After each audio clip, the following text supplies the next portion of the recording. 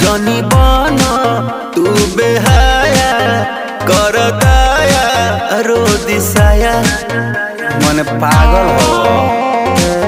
अरे हट